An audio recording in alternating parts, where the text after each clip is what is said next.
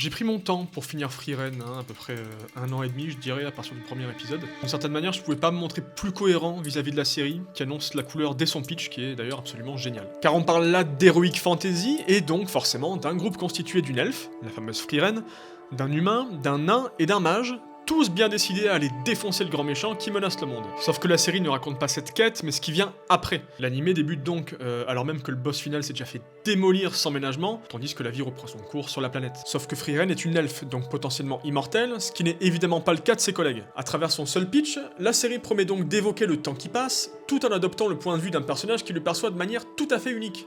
L'une des forces de la série, c'est sa structure narrative, qui incarne ce que pourrait être cette perception, à savoir un récit largement elliptique, mais de moins en moins finalement, à mesure que Frieren prend conscience de ces instants anecdotiques, qui font pourtant, évidemment, toute la richesse de son existence. De nombreux flashbacks, voire même des flashbacks à plusieurs étages, viendront ponctuer une histoire d'une extrême sérénité, bien que parsemée de quelques mémorables moments de bravoure et d'animations de combat particulièrement bien sentis. À travers des personnages particulièrement attachants, même cette elfe surpuissante, ni souriante ni empathique, l'animé fait la part belle à ces petits riens qui façonnent une vie, comme si la véritable gloire résidait moins dans l'accomplissement de hauts faits héroïques que dans les rencontres qui les ont entourés. Comme si la véritable inspiration venait moins des légendes que d'une façon d'être, d'une philosophie de vie, d'une posture. Les quêtes secondaires plus que la quête principale en somme, en apparence inutile à l'échelle du monde, mais si fondamentale à un niveau intime.